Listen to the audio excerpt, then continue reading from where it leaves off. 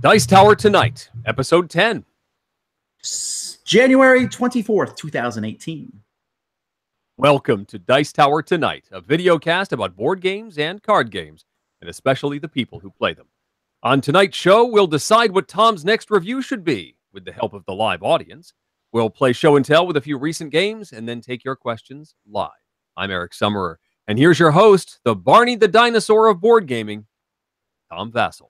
I love you. You love... Well, I'm not even wearing a purple shirt. That does not even work. No, I'm speaking more of your gravitas and your force in the industry. You're the most evil insulter in the industry, that's for sure. Okay, so we talked about last week what game I should review, and so it came down to Invisible Ink, thanks to Eric not listening to the voice of the people. And I almost played Hexcalibur this past weekend because I wanted to spite Eric. Yeah. But did not make the table. Hopefully it will make the table before the week's out because I'm really actually anxious to play it. So this whole thing that we did, I really like it, people. And if you don't like it, I'm sorry because we're doing it again. Okay. Because it made us, but it was a way to look at 6 games and kind of narrow them down. Now, those other games that got tossed to the side will probably, some of them will get reviewed and some of them might not. You know, who knows? I would say that Sloth game is probably going to get reviewed just because it's a kid's game. Yeah. I played a whole pile of kids games today. I've been playing games right and left everywhere, but let's talk about the one that won last time, and that's Invisible Ink. Okay. Now, my full review of it's going to go up tomorrow, and hopefully I tried to make the camera wear the red glasses. So if Invisible Ink is a game in which one person is a highlighter, and they are drawing pictures with this highlighter, and either they are wearing the glasses or the people watching are wearing these glasses with red, and you cannot see the ink on the paper. Okay. So it works really well in that you can't see. I mean, there are times maybe if you squint or turn, you might see a line or two, or if you hold the highlighter down for a while or whatever. But for the most part, it works really well. And if the highlighter runs out, you'll be able to use another highlighter. When you are drawing and you have to wear the glasses, that's not so bad. I mean, occasionally you'll have like a hand floating away from someone's body. Right. Yeah, but for the most part, that's not so hard, and that's kind of easy. When you're guessing, though, oh my! One time someone drew a picture, then they pointed an arrow at something. I was like, what? That doesn't help at all. I saw you draw an arrow pointing it at something, but I don't remember what that thing was. So it's really tricky, and I really do like it. It's a clever concept. It's something new to the industry. And I'll be publishing my full review of that tomorrow, and then I'll be shipping it off to Eric, and he will review it on a future, either Dice Tower Tonight, or he'll do a video of it. Oh, boy. Yeah, see? You're not going to get so cocky with the games you pick now. It's true, yes. Okay, so before we jump into tonight's pile of 6 games, which I made all the same size this time so that the size issue is not a thing. Okay. Tonight is medium size. Then we'll 1 week we'll do a large size. 1 week we'll do the tiny size. That way, people can't use that size as a way to get rid of the little games first. Okay, sure. I see some games in the background over there. Yeah, there are a couple. Would you like me to start? I could. I'm squinting. Let's see if I can tell. There's Codenames, Disney, and Marvel. Yep. And for the life of me, hang on. I need to put you on so I can look. Ah, yes, make it. Oh, that one on the top is. I've seen that game. It's pink. The box cover's pink. It is pink. Yes, very good. Good. Yes. Should I start? Yeah, start with the pink one. I know I've seen. I think Sam has played this one, or Z. It's called Unreal Estate. Maybe Z's played it. This is from Grand Gamers Guild. It's by Jason Slingerland. This is it's basically a stock game. You have all of these, nicely illustrated buildings. Let me dig in here. You've got this scoreboard that goes up to 99, even though our scores were like 30. But anyway. Oh, that's a good point. I need to write this down. Is that something? Because, a scoreboard tells you sort of how much you can expect to score in a game, right? So when a scoreboard has 99 spaces on it, you sort of expect to. Anyway, here's the start player token, which is this nice, fantastical airship thing. So you are such a sucker for airships. I like airships. Most of the cards in the game There are some action cards that sort of mess with things, but most of them are these illustrated buildings, and they have a point value in the upper corner. So here's the Holy Sanctuary, and it's worth 3 points. You are going to gradually draft these into your hand. You start out with a few in your hand, but then you've got a row of them. And in any round, you can either draft one into your hand, or you can pay out the buildings. And anything that isn't taken in a round goes into what's called the trash pile. But the trash pile determines how much each of these buildings are worth. So say I had 2 of these holy sanctuaries in my hand. They're worth 3 points. I can score those, and they get multiplied by however many holy sanctuaries are in the trash pile. So if I had 2 of those, that's 6. And then if there were 3 of these in the trash pile, that's 6 times 3. I score 18 points. Pretty cool. Also, those 3 that were in the trash pile go away. So my scoring this building removes that scoring opportunity for somebody else. That's essentially it. I mean, there are some of these buildings that are higher point values. There's an enchanted castle that's 8, but there are much fewer of these in the deck. So, my taking this, I may only get 1 in my hand, maybe 2, but then how many of these are going to go in the trash pile? Not many. Oh. No, not many at all. The system is interesting. It offers a little bit of risk. It offers some screwage factor as you score something before your opponent. You see your opponent take 1 or 2 of a particular building, and you want to try and score those before they do. But how long do you wait? That's interesting. However, the game flies by. It was over in like 15 minutes. Is that good? I almost feel like it was a little too short. It didn't really give you. It didn't give you the chance. Say that. I know. It didn't give you the chance to really build things up. I like it, and I think it's probably aimed as a family game, but with this lovely, fantastical artwork and a scoreboard that goes to 99, I was expecting to be in the 50s, 60s points wise, and again, our high score winner was like 32. It's pretty, it works, but I felt it was a little short for what I was hoping it would be. That's Unreal Estate from Grand Gamers Guild. All right, cool. You haven't sold me, but you never do. So I never do. I can't convince you of anything. Oh, you can. You can, actually. You convinced me Stuffed Fable was good. That's a lie. I already knew. Right. Yeah, I didn't have to work too hard on that one.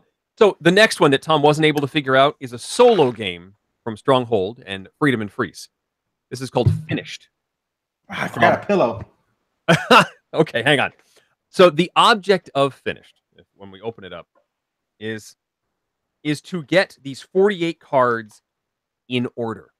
All of these are numbered. Here's number 48, and that one always starts on the bottom of your deck. But you shuffle all the rest. Looks like my son already got these all in order. But they're numbered 1 through 48. They also have some sort of ability on the bottom. It looks like candy. It does look like candy because candy is how you activate these abilities. You start out with a certain number of candies. There's little candy wooden tokens. Candy in the game. Okay, I'm back in. Pillow's gone. There's a whole assortment of multicolored candy. You start with 7 of them. It depends on what level you're playing the game at. And then this is a mug of coffee. What? You get hot chocolate. You get okay, fine, hot chocolate, something with caffeine in it, because every time you cycle your way through the deck, you have to spend a coffee to stay awake. So you get 3 of these cards out after you've shuffled everything up. You get 3 of them out, and you can spend coffee to activate the abilities on the cards. And some of them allow you to move cards, away for sort of put them in a timeout to be used later. That can allow you to draw extra cards. That can get you candy as they come up, and you have to pay candy to activate all of these. Like this one says, draw a card and then put one of the cards that are in your active area on top of the deck. Simple. You then need to use these abilities to order everything. All of your stuff in the present can be ordered any way you want, sure, but then that goes into sort of a past pile.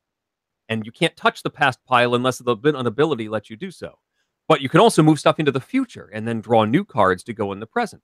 So this whole time you're trying to order things generally into the proper order, because every time the next card to be scored comes up, you have to score it.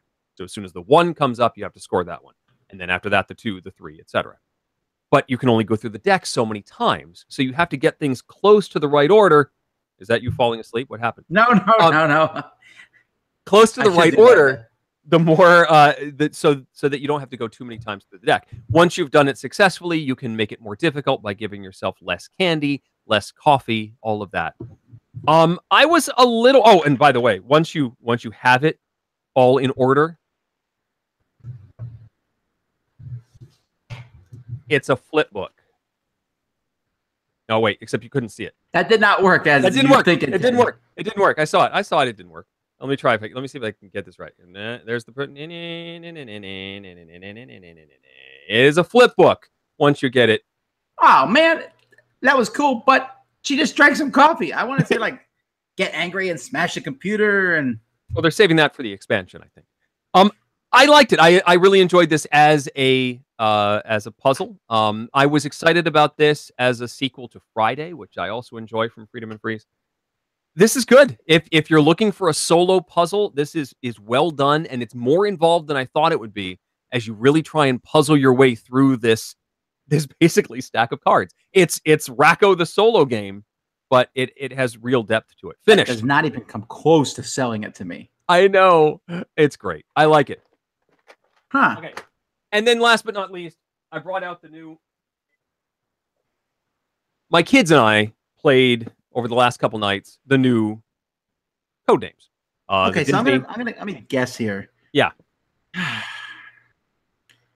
gonna go that your kids like the Disney one better. You are absolutely right. So obviously the Marvel version has pictures from Marvel, and the Disney one has pictures from Disney. Both of them have two-sided cards, so you have some sort of text on one side, like helicarrier, and then there's a picture of the shield helicarrier on the other side, or Mickey, and then Mickey's on the other Sometimes side. it doesn't necessarily match. Like we'll say it will match, but you won't think that. Like it might show a heart, and the word on the other side is love. Right. And or it's like, oh, I thought it was heart. Yeah. Or there's male Thor and female Thor both holding Mjolnir, and it says worthy. You know, stuff like that. That's true. That's true. So also Marvel Codenames only has one difficulty level. It's just the 5x5 grid, whereas the Disney one has a 4x4 starter version that has no assassin, no instant loser card. I'm surprised they didn't put that in the Marvel one. You'd think. Marvel does have a variant where if you get all of the bystanders, the ones that don't belong to either team, that's also a loss condition. It's the. Have you ever seen that happen? I've never seen that happen. Yeah, that's kind of like, oh, that's a loss condition, but I've never seen anyone kill all the bystanders. That's crazy. But you deserve to lose. It is possible with the way my kids have given clues. So we're playing the Disney version, and every picture on the grid is an animated character of some sort, right? And so my son says, cartoonish 3. He could go farther than that. Cartoonish 10. Let's win this one. And I looked at him like, what am I supposed to do with that? But then my 6-year-old would say something like red 2. And then after we chose like the two characters in red tights, you know, Spider-Man and some other guy wearing red, he'd go, nope, that's not it. Those are SHIELD agents. And then he'd look at us again and go, red 2. So I need to work on. I have to work on how to really work with them on clues. Marvel was a little difficult for my kids because they didn't recognize all of their comic book images, and so if you don't know the comic book versions, they're more familiar with either the movie versions or the Lego versions of these characters, and they weren't able to make as many connections with them as I would have liked. Whereas the Disney one, they're familiar with more of them and could easily identify them. Still, they're both great. I think you're right, though. Disney is the pick for my family. They're well worth it if you like either of these franchises. Just to clarify for those of you watching, the Marvel franchise is actually it's not the cinematic universe. It's the Marvel comic universe and does not include the X-Men and their associated branches. It's just Avengers and Spider-Man. And there will be some people in there, if you're not a fan of the comics, that you've never heard of, probably. That happened a lot. Yeah, the kids are like, I have no idea who that is, and that's when you get clues like red 2. All right, well, wake up, chat. It's time for the game. All right, so to clarify what's going on, folks, we get hundreds and hundreds of games every year. There's no way that we can review them all at this point in time. There's so many games coming in. Like we'll do 20 reviews a week and 30 games will show up. So we're never going to get through them all. But we want to kind of look at them all if possible. So what we're going to do tonight is we're going to allow you and Eric to choose. So I have 6 games here, and there's 3 rounds to this, and we're going to pick a game that I will review. Okay, no matter what, unless for some reason I can't, for what, like the rules aren't in it or something. But I will review the game before our next Dice Tower tonight.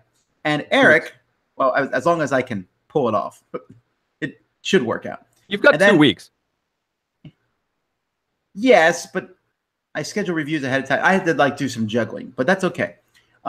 So, and then when I'm done, I'll send it off to Eric because he has to review it too. All right, so that seems reasonable. And so what we're going to do is I have 6 games. In round 1, I'm just going to read. People are already voting for Excalibur. You should bring it back every time. That should be one of them. No, you can't be in the contest twice unless I change my mind and think it's funny later. There's going to be 6 games in round 1. We're just going to look at the covers, and I'm going to read you the back of the box, show you the back of the box, and that's it. It's like you went to the store and looked at 6 games. Then you guys are going to eliminate one, and then Eric will eliminate one of the remaining ones.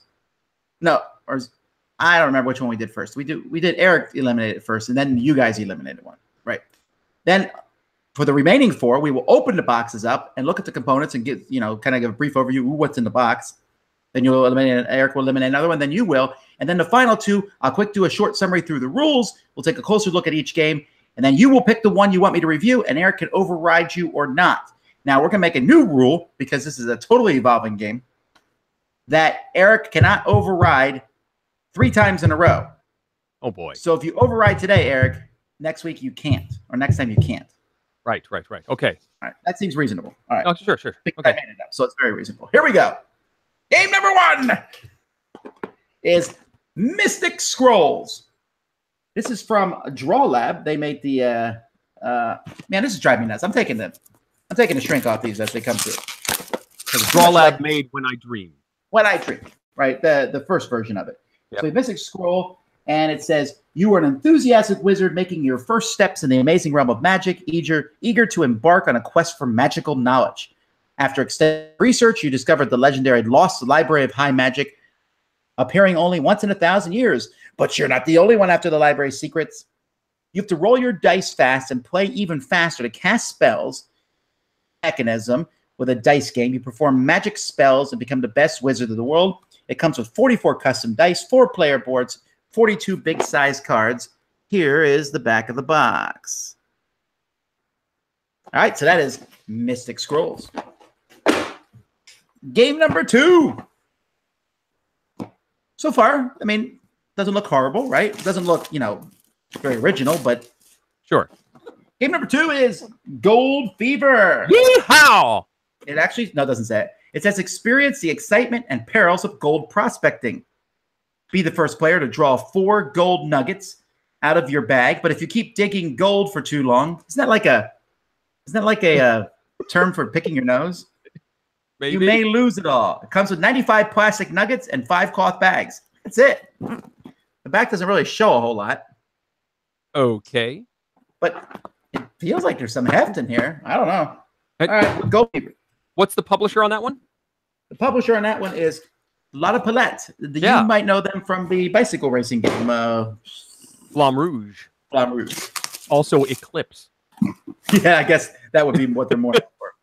Now we have Dragon Pets. This is from Japanime Games, but this is, I think, maybe one of their kids' games, because there's no anime characters falling out of their clothing on the front. Nobody said being a dragon breeder was easy, and the competition is heating up. You have 2 fine specimens to start with. All you need to do is send your dragon seekers out into the forest to find a suitable match. But there are other dragon breeders. Man, there's people in all these games that are messing you up. The 1,783rd annual dragon breeding competition is about to begin. Can you outwit, outlast? No, it just says outwit your rivals and claim the title of Supreme Dragon Breeder. And then it shows some cards. Some cute dragon artwork there, right? Yeah. Okay, so this one is Dragon Pets. That's 3 of the first 6. The next one wins the prize for most ridiculous name of the lot. Let's get this shrink wrap off. Voodoo. This is from Red Glove Games. Are you ready to discover Lovecraft worlds? Give your opponents hard times casting curses on them. They will have to keep twisted poses, gurgle like Shoggoths, and hold things like having tentacles instead of arms and hands. You will take points if they won't resist. Lots of fun. Comes with 5 ingredient fluorescent dice, 1 voodoo doll, 6 score spheres, 8 artifact cards, 36 curse cards, 10 great old one cards, 5 location cards, a target card, and a rule book. I think I played the first version of this game called Voodoo, but now it's Voodoo. Voodoo. Voodoo. There you go. Thanks. Voodoo. All right, our next game comes from Korea. The last game was from Red Glove Games, and this one is from Alexander Stratovoltich, and the company is White Castle Games Company. Anyway, it's Touchdown. Today, milk cows and pigs have their annual football match, of course, on the 4x4 field of their farm. The first person to reach the touchdown tile with their 4 animals wins the game. You have 3 movement points to advance your animals on the board. You move faster by leaping over other animals. The first player to bring all his animals to their touchdown zone wins the game. Apparently, it's a 4-player football game. So there's the picture of cows and pigs jumping over each other. With fences. Well, we could play this like before the Super Bowl. And predict the winner. That's funny. We should do that someday, like the pre-Super Bowl show with Tom Bass on Tom. Okay.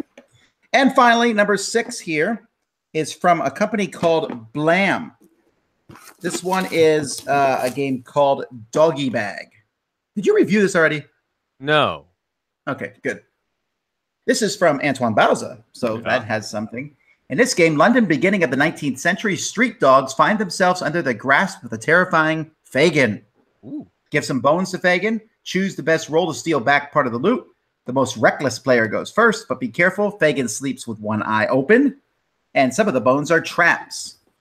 So you can see, I guess this is Fagin, I'm not sure. But you're putting bones in a bag and playing tiles and stuff like that. All right, so folks, Eric is about to eliminate one of these, and then you will eliminate one also. So you can start voting now on which one you want to eliminate. Would you like to get rid of Doggy Bag? Would you like to get rid of Touchdown? Would you like to get rid of Voodoo? Would you like to get rid of Dragon Pets? Would you like to get rid of Gold Fever? Or would you like to get rid of Mystic Scrolls? So I'm looking at what people are voting online. Eric, make your choice or think about your choice. Talk it out. I'm thinking about my choice. Man. I'm a little wary of that real-time dice rolling game. I'm worried about that one. But I have the strongest reaction against Voodoo, where you'd have to, speak in weird tongues and hold your hands like tentacles, and I have no interest in that one. So that's my vote. I have to go with Voodoo. Okay, well, the people agreed with you strongly on that one. Voodoo. Out. Wow. Yeah, this is tough competition. Okay, I think we're fine.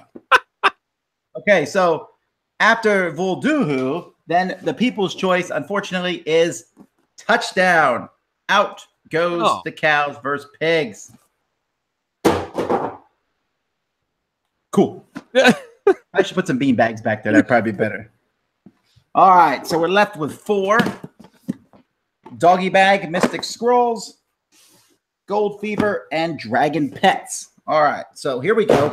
We're going to open Dragon Pets and see what's inside this one. This is just components that we're looking at right now. Yeah, mostly, right. So, okay, rule book. I won't even look at the rule book. Money coins. Oh, I love myself some money. Discs and meeples and custom dice there and regular dice. That's a pretty cool die. See that with the gold on it? I like that. All right. And a deck of cards.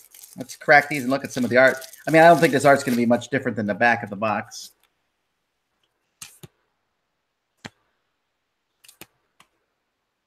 All right, cute art, right? Mm-hmm. And that's it. That's what's in the game. Okay. So we already know it's a dragon training competition. So that is Dragon Pets. All right. Then we have Gold Fever. I'm really curious to open this one because I don't know what's in here. It feels heavy. Oh, that's why. Look at that. Whoa. I was not expecting a stocking full of nuggets here, and they're all different types. And then some big cloth bags. So hey, if you get this game and you don't like it, and you're like, "Oh, I'm missing a bag for my game," well, now you have 6. That is literally the only components in this game. These, wow, this game is no good. I may steal this for other games. I mean, you could put it in your fish tank. I got bags. Do not waste these on a fish tank. All right. That's some pretty cool components there. And that would explain why the box had some heft to it. That's Gold Fever. All right, now we're at Mystic Scrolls. So let's see here. Opening this one up. We got the rules. We got some people here with life. They're doing some tricks. Albus. Okay. And you can see these people. A lot of life. That is a lot of life. They have 40 life each. That's probably to track your life. Probably. And then that's a lot of custom dice. Man, we really live like in a golden age of games. I mean, this is like a game that we would not say is a top tier game in any way, right? Regardless of how it plays. Right. And yet, those are some pretty impressive dice. If they showed up when we first were in this, Eric, we would have been like raving about those dice. Yeah, it used to be that getting custom dice was a lot harder, I think. It really was. A bigger deal. The cards in this game are pretty big. I mean, these are pretty good-sized cards with some pretty nice artwork on them. If I had to guess from looking at these cards, you're having to roll combinations. This looks a little bit like Steve Avery's game. Is this Steve Avery's game? What if it was? No, it's not. Okay. But there's a lot of simultaneous design sometimes in games. So there's some pretty cool artwork. And that is Mystic Scrolls. All right.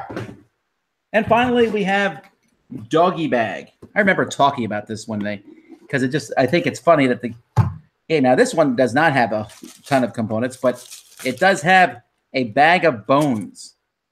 You got to say, that's some pretty neat stuff. Red bones, white bones, black bones, gray bones. Then it also comes with a big cloth bag. That's what you're pulling the bones out of. A sheet of tiles with Fagin staring at you. Yep. And then these, which I'm going to guess these are shields, which are really small and don't do any good at all because people can just look right over them.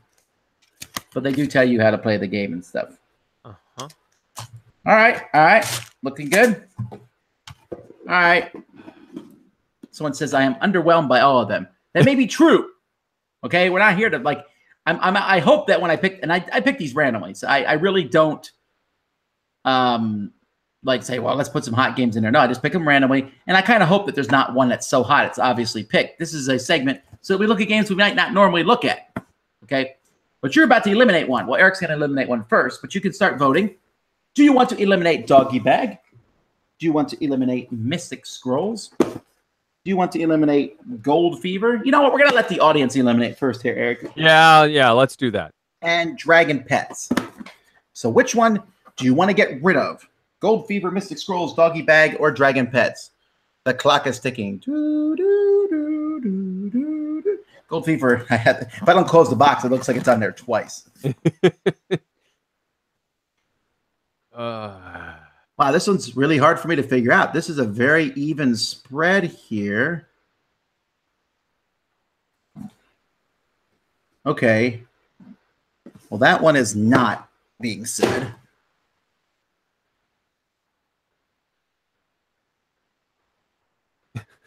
This is a great expression, by the way, that we have of you right now. This is Tom counting. Wow. Okay. I am surprised here, Eric. I am really surprised by this one. Doggy Bag is the one they're eliminated. Ah, I have to say I'm surprised because I thought the name Antoine Bowser would carry this one through. yeah. In fact, when I looked at the games, I said, oh, well, this is the one that's going to happen. This is the game that's going to make it. But I was wrong, so I'm glad. I will treat his game with more respect. Ah, I yes, only threw a little bit. that was a gentle drop. Well, I guess I should admit that was actually the one I was going to pick as well. You were going to get that one out. Not that I'm not interested in an Antoine Boza game, but it just, of the three or of the four, I wanted to hear more about the others. So now I have to pick one of the three I wanted to stay in. All right, so Mystic Scrolls. All right, that's the real-time dice game. Dragon Pets. Well, I don't know. It looks like a collecting dragons thing. I think it's a kid's game. It says 8+. I don't know. And Gold Fever. I think Gold Fever was going to lose until people saw the size of those nuggets. I really do. Gold Fever got the second most votes the first round. And as much as I want to find out where the game is with just a bunch of rocks and some bags, I'm going to eliminate Gold Fever. What? This game would be more fun for me if I just picked the games I want to review. Wait, I already do that. So I am shocked, folks. I would have thought these would have been the first two eliminated, and they made it through. And that goes to show you, we need a good name for this game, by the way, with some music. Wait. Like this, and that anything can happen in 6-game showdown or something like that. Okay. So without opening this book, I'm going to guess that you are turning over one of these cards here, and everyone is going to roll dice in Mystic Scrolls as quickly as they can to try to get this. And then it gives you a special ability. Let me see if I'm correct. Let's see. Blah, blah, blah, blah, blah, blah, blah, blah. Oh, I was incorrect. You have starting spells. Each person's going to get starting spells for their character that they put in front of them.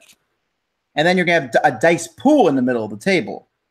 So then you're going to roll the dice in that dice pool. Oh, and now you're going to have 5 dice, and everyone's going to roll your dice. You can re-roll them, or you can cast a spell, put some cards on your thing, and cast a spell. It has to be a card that's in front of you. When you cast a spell, you take from the dice pool as many dice as you put on the spell box. So you can grab some more dice to replace those and roll them immediately. You can also claim the scroll card. Apparently, there's a scroll card in the middle that gives you a new kind of spell. And I think the spells are just basically attacking people. Yeah, some of the dice are going to attack other players. Some of them will defend. It depends what the spell does on it. So some will do damage to other players. Some will heal. Some do magic powers. Some let you roll special dice. And it is an elimination game. When only one person is in the game, that person is the winner and possesses the wondrous knowledge of the Mystic Scrolls.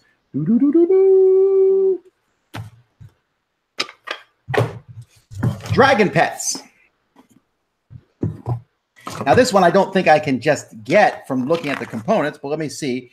We know that there is some cards in this game. So there's some starting dragon cards that are a different color, and everyone's going to get 2 of those. So they're a different color than everyone else. So Eric, here is your 2 starting dragons. Okay. This one looks a little goofy. I don't know what's wrong with him. And then you're going to get 3 dragon seekers of the same color.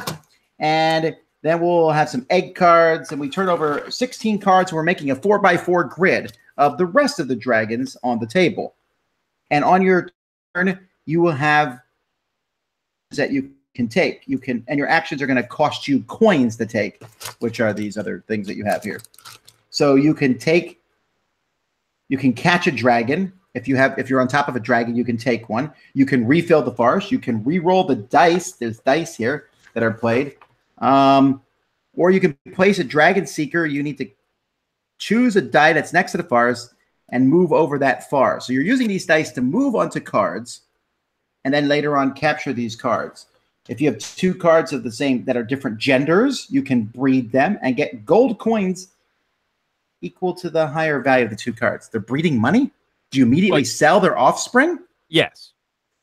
Yeah, I know. That's still kind of harsh.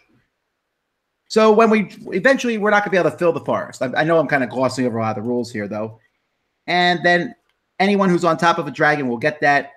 And you will get points for dragons at the end of the game. Each dragon is worth a certain number of points, maybe? No, gold coins are what wins you the game. Ah. So you're just trying to get different ones to breed to get gold coins.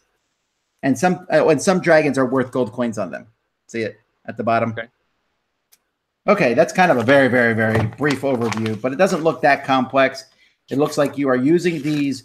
Here, I'll show you in the rule book here.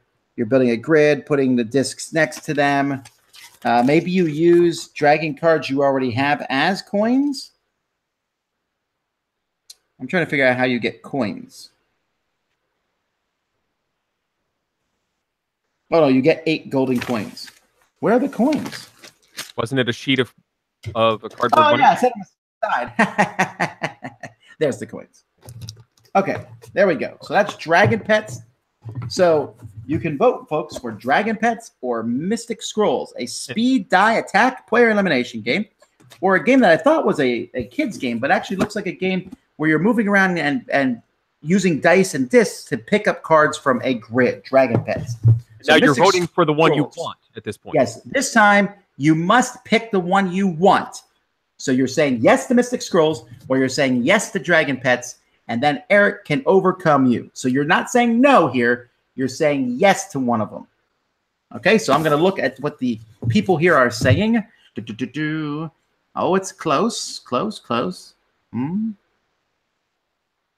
Wow, you can't say Gold River. You can't say neither. Wow, this is close. Hang on.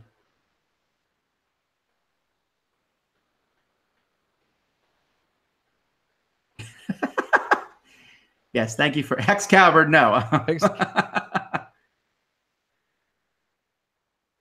Wow, that's super close. But by a hair, Dragon Pets wins. The game I thought would be eliminated first has won overall. Eric, would you like to reject this choice by the people? The people know what they're talking about. I'm going to go with Dragon Pets. All right, I thought you would because you're not a huge real-time fan. Yeah, no. I think just based on the amount of time you spent with the rules on both of those games, I think you think Dragon Pets is a more interesting game. No, well, this one, I'm not opposed to this type of game, but I'm a little concerned that it's a player elimination. So that worried me some. Well, also, this one was really easy to tell you the rules. You know, some games you can just almost tell what they are by looking at them. This one I honestly thought was some little kid's game, but now I'm a little more intrigued by it. Frankly, if I was picking one of these, it would have been Doggy Bag or Gold Fever. Those are the two that interest me the most. Therefore, you will probably see those two reviewed at some point anyway.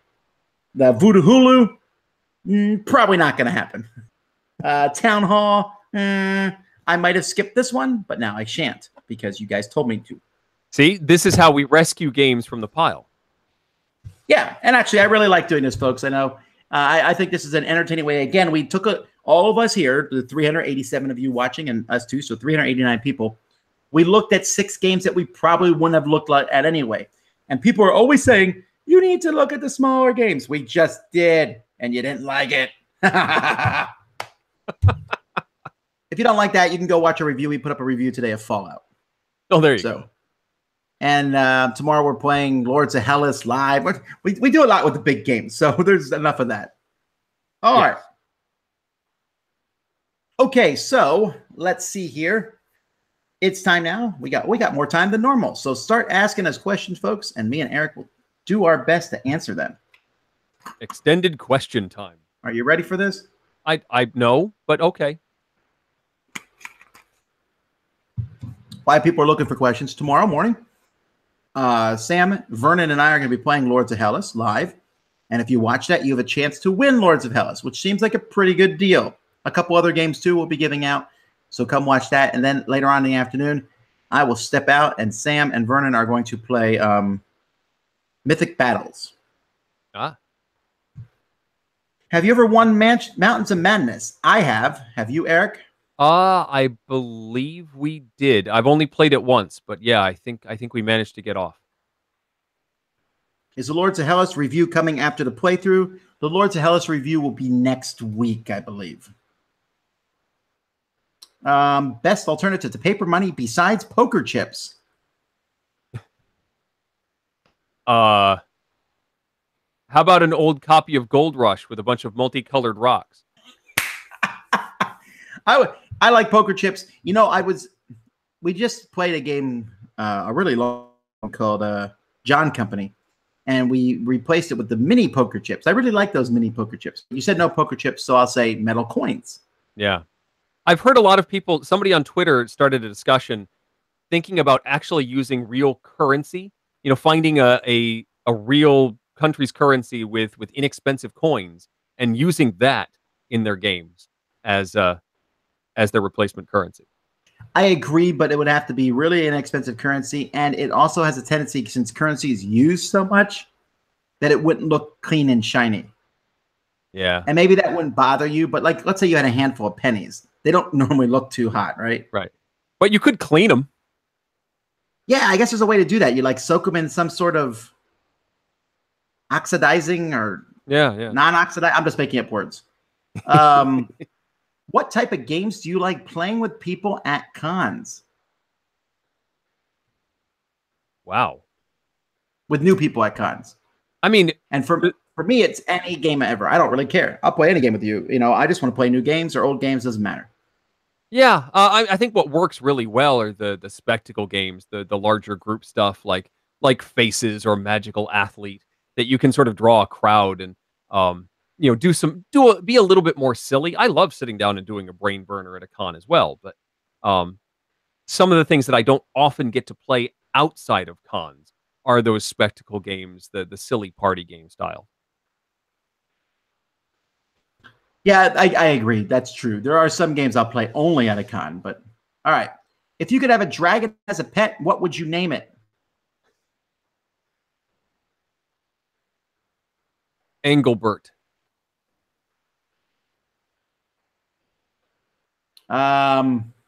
Frizzle. Or Lord of Doom. Depends on what kind of dragon it is. All right. How are you feeling about the Kickstarter? I guess I should look at the Kickstarter. I haven't even. I think we reached a goal for something. I hope so. We may not get to our goal of us doing the game show. It's at 258 right now. And so the next stretch goal is 260, where we'll do another 30-hour marathon, which Eric has insisted he is coming to. I want to come to this. All right. We just have to put it on the calendar. It's got to over there. We'll get it. Okay. And then 265 will be Mark Street and Z doing Tower Talk, which will be kind of like this show, but cooler, I think. And then Man with our top 100. I hope we get to that. I'm feeling good about the Kickstarter. We asked for a certain amount of money, and that's the amount of money that we got. So I can't really complain. We've been very blessed in this regard, and we're going to have another year, right? So that's always good. It's good to continue doing what we're doing. What games will I bring at Cool Stuff Games Saturday? I was just talking about this, and I said to the guys, I said, you know what? I think this might be my bucket of crap week.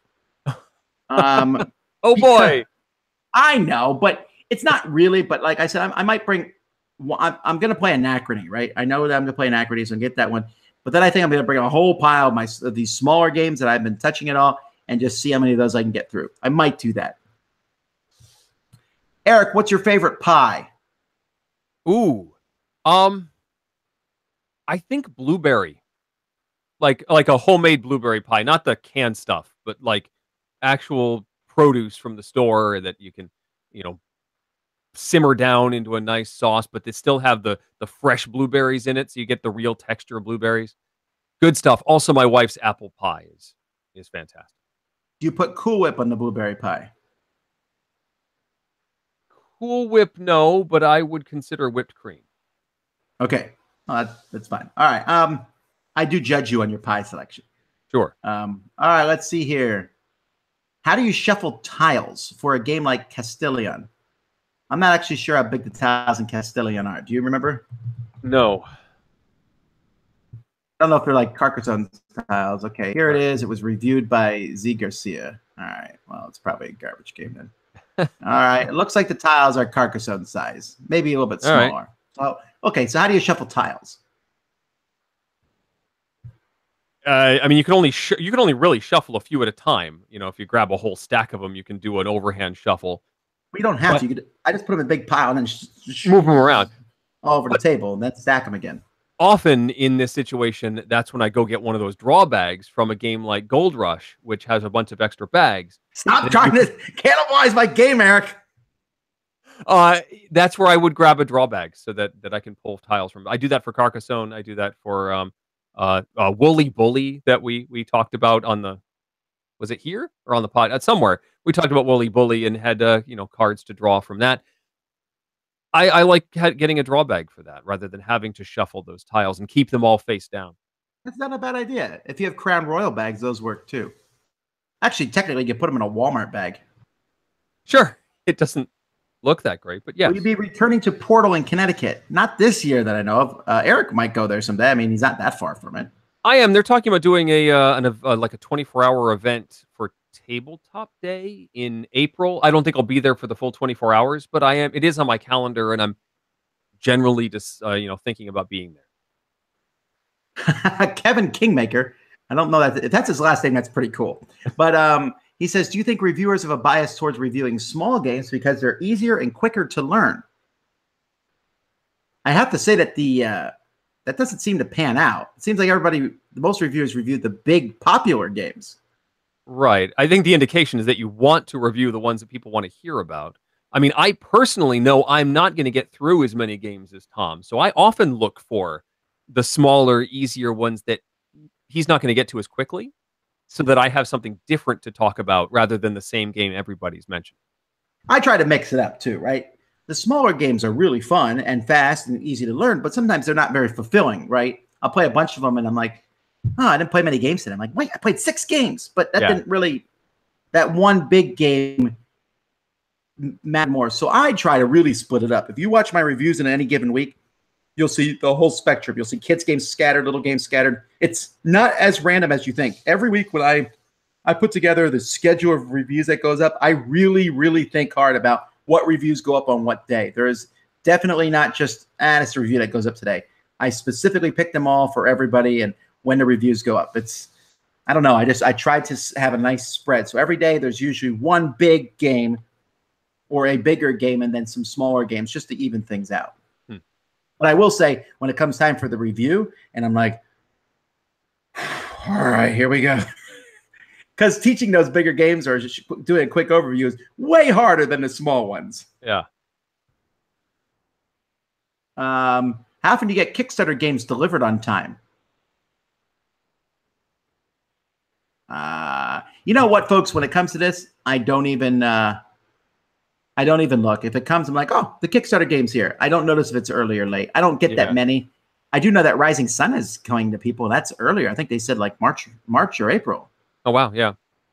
I mean, what do you consider late for a Kickstarter? I'm perfectly willing to accept a couple of months. Shipping's going to be a year, is late. No. I'm serious. I think a year is late. I'd maybe go closer to 6 months as being officially late. I'm still not angry at that point. But yeah, after a year, I start to get a little worried. I've got a video game that I kickstarted that I think I backed in 2014 that I still have yet to see. Wait a minute.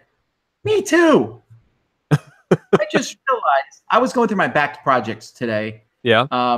And I backed some more beef sticks because why not? I found this beef sticks. It's beef sticks, the final snacking frontier. But anyway, I was going through my ones and I found these suitcases. I bought these suitcases for me, Sam, and Z for us to take to conventions. It was not a cheap thing I did here. They had like you could like charge your devices in your suitcases and all kinds of cool things. Okay. I bought this so that I could give them these as Christmas presents in 2015. So I just did a little message on their thing and they're like, oh, you'll get it this month or so. I'm like, all right, yeah, sure. But now you mentioned a video game. I'm like, I backed a video game a long, long time ago. There it is. Yeah. Unsung Story Tale of the Guardians. I was supposed to get that in July 2000. I kickstarted that in February 2014. I have not gotten that yet. Yeah, I backed the Space Venture, which is from the 2 guys from Andromeda, the guys who did Space Quest. And I don't know when they were supposed to have delivered it, but who knows? I have no idea if it's actually going to happen. Tristan says, what was the process of creation for the Dice Tower theme song? Were there multiple theme songs to choose from? Timothy Pinkham, who is the composer, he emailed me, said, I'd like to make a song for you. I said, that sounds cool. He made the song. We were like, that's pretty cool. And then we used it. Yeah, I know he saw some, or he got some inspiration from some John Williams stuff. He mentioned The Mission, which is the NBC News theme, and he wanted to do something similar to that. But that wasn't anything that he shared with us during the process. He pretty much went on his own and said, here you go. And we said, that's great. And we've been using it since when, Tom? When did we get that? It's been a while since we got, that thing. Let me see if I can find his original email to me, because we don't email that much, so it should be pretty easy to find. Yeah. And then he redid it later on with a jazz theme for us. He also did It's the Dice Tower Top 10 with all the people. That's also from him, and that's pretty cool. So let me see. He started emailing me in 2006 and started entering all the contests. We had a lot of contests back then. We don't do those as much anymore. Wow, he entered a ton of contests. All right. That's how I got it. And Dice Tower theme update. So it looks like 2007 he started. And it actually took him several months. I want to say almost half a year before he got us no, it was more than half a year for him to get it together. And he kept, apologizing. Actually, it was a year. I'm sorry. It was 1 year for him to put it together. And he kept apologizing. It took him so long. We had it in 2008 is when we had it. And I did not complain. It was fine. It's wonderful. And we've used it now for 10 years. Yeah. And I still would like to get other recordings of it and have, like a big band version and stuff like that. But that is work. I sent the music out to some people. We got a few minor things. We have a Christmas one, I think, that we use somewhere. But I always appreciate that, and a lot of thanks and big credits to Timothy for doing that. We always appreciate that. Yeah. Eric, have you played Bunny Kingdom yet? No, not yet. I hovered over a demo at Gen Con. So I'm familiar with the game, but I haven't actually played it. Let's see here. And I just accidentally shot to the bottom with questions. And people are talking about, okay, will you play regular Pandemic after the Legacy games? Sure. Infrequently. No? I'm not saying no, because if it was there, I would probably play it. And then, in a specific situation. And I think I'm going to teach it to, there's this guy at my church now who's like just gone bonkers for board games. And I'm really trying to like, come back, because I taught him Century Spice Roads and Queen's what's the new game from Z-Man Games with the Queen on it? Anyway, Majesty for the Realm? Yeah, Majesty, right. Majesty of the Realm. So I taught him both those games, and he was like, oh, yeah, I'm going to get one of these. I don't know which one. So he bought both of them. And then he went and bought some more games. And he's like, oh, I'm just going to get these games. I'm like, oh, I've seen this before, sir. Stop. Yes. Slow down, Sky Pilot. I said, look, you happen to know somebody who has access to a lot of games. Why don't you borrow them from me first and see how much you like them before you just go crazy buying them? Yeah. All right. Let's see here. Oh, there's the next question. It says, anyone from your church ever given you grief for any of your reviews or games? Why would they give me grief for a review? Sir! Not for games. It has happened in the past, but at my new church, anyone who had ever talked to me about it, and I don't talk about it that much, hardly ever actually, but the people I do talk about think it's like the coolest thing in the world. Now, there's times where I'm like, no, I do not play games all day. My job is not just playing games, but yeah, it works pretty well for me. What about you? I've run a few church gaming events. But when you run into your outside world of friends and they know about you being involved in gaming, have you ever run into negative reactions? No, I don't think so. I mean, occasionally you get the askance look if you go a little overboard talking about your hobby. You get a little too excited. Oh yeah, and I have all these games, and I like these particular designers. Oh, and my favorite game is this thing in space, and I fly around and I trade Melf pelts, and then their eyes start to glaze over, and they're like, "Yeah, buddy, you're a little too into this." Well, don't do that then. I don't Yeah, do that. I try not to do that. I try. What I hate is when they then say, "Oh, what's the best game?" And I'm not, or they'll say, "What's your favorite game?" I'm like, well, Right. okay, I'm not telling them Gloomhaven for crying out loud. So I'll be like, "What do you like? What's your hobby?" And then I'll find a game that's around their hobby, or if nothing else, I'll be like, "Ticket to Ride." Although I'm actually mentioning Century these days. Are you? As much as Ticket to Ride. Vinegar cleans coins, apparently. Yeah, there you go. Ukraine Kopek coins are for game money, someone says. Okay. You can go to the bank and get a roll of new coins. Yeah, but that's actual money. I mean, pennies are fairly worthless, and I'm in the camp of pennies should be eliminated from United States currency. But other than that, once you start getting the nickels and dimes, I'd be sitting there going, "This is actual money." I'd be thinking people would be taking it. Right. Yeah, but at the same time, people are willing to buy, campaign coins that are worth well more than that per coin. Yeah, but they don't have an inherent value for anybody. Right. If I'm playing your game, it's kind of like you could use candy for currency. But I would be sitting there the whole time going, mustn't eat the money. Right? And you could say, well, people shouldn't do that. You're right, they shouldn't. But if the coin falls on the floor and someone finds it, that ain't part of your game. That's a coin they found. Yeah. Yeah.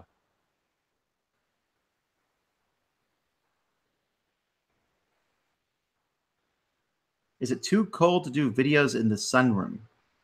Oh, did they mean the outside room?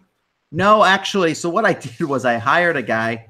The trees were getting too close to the house. And after we had the two scorpions that we saw like 7 months ago, I was like, this is not happening again. Sprayed the whole thing. So I had a guy come in and just cut the brush back from the fence, 15 foot of brush. And he cut it all, and it's great, except it's really brown and dead and ugly looking. So we're not recording out in the porch right now because the background would look nasty. So I'm waiting for the green to come back before we go back out there. Tom, you refused playing Bora Bora with me at Grand Con. That's true. I don't remember that specifically, but I apologize. When I say I play a game, pretty much any game with people at conventions, I meant either a game I never played before, so I'm willing to try it out, or B, a game I like. I have played Bora Bora, and B, I don't like it. And I really don't enjoy playing games I don't like as much, even if I can have a good time with everybody playing it, right? And I play a bad game, and it's not that big of a deal. I would just say no to games I don't like because life is too short to play bad games that you don't like when there's like a zillion really good ones. When you could play a bad game you haven't played yet. That's true. And you know what? I love that experience, though. I love finding out if a game is good or bad. Okay.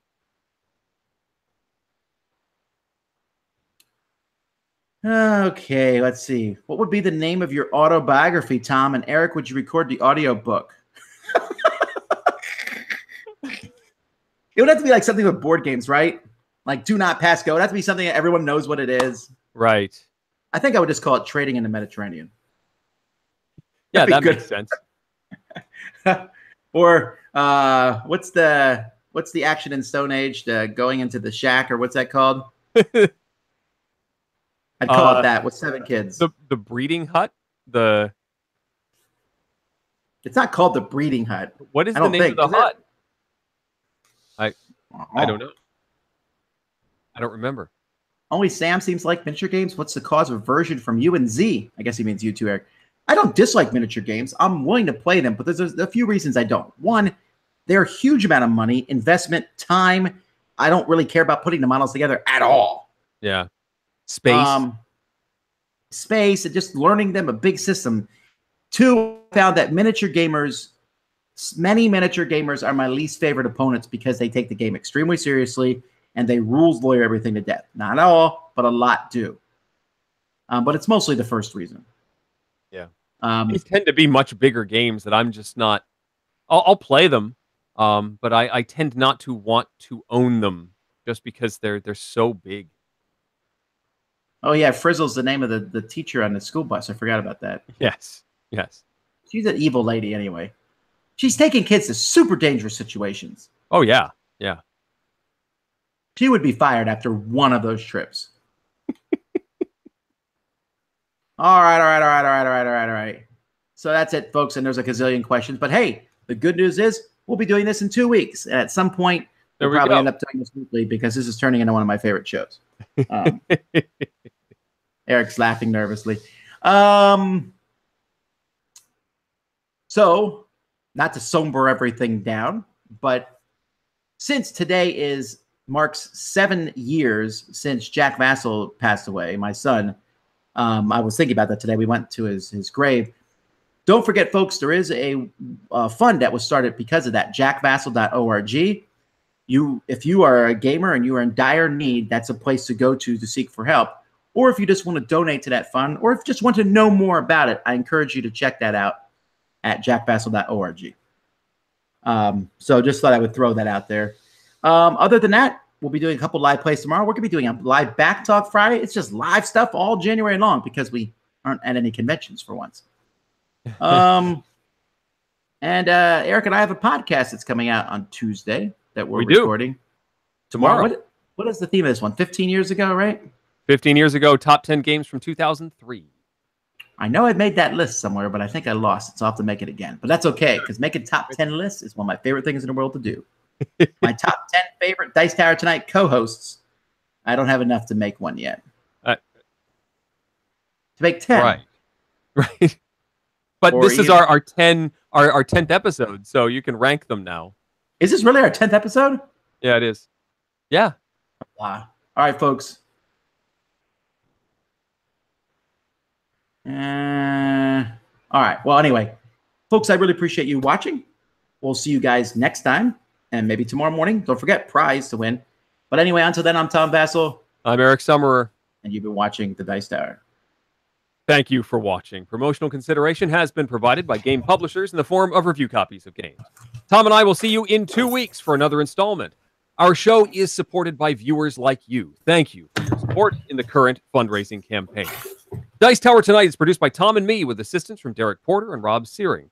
Humpty Dumpty brand clothing provided by The Eggs Pants. Timothy Pinkham composed our theme, and hosting is provided by Cool Stuff Inc., where you can find great games at great prices at coolstuffinc.com. Give us your feedback on the Dice Tower Guild at Board Game Geek on Facebook or Twitter, or by emailing us at dicetower@gmail.com. And don't forget to visit the other shows in the Dice Tower Network. Find something new at dicetowernetwork.com. Until next time, from all of us at the Dice Tower, have fun gaming. Voodoo Hulu. Ah! Hang on, Eric. You have to... Before rolling the dice, you have to ask the way to Atlantis croaking. Are you sure you don't want to change? Change back to this one. Wait. What? Hang on. The target must keep its elbows touching its hips. One of your knees must always touch one of your elbows. You must walk around the table looking at everyone else with suspicion. You are a patient of the asylum. Everyone else must follow your example. But look what you missed out on. Ooh. Oh! All right. A Cthulhu voodoo doll. Whatever.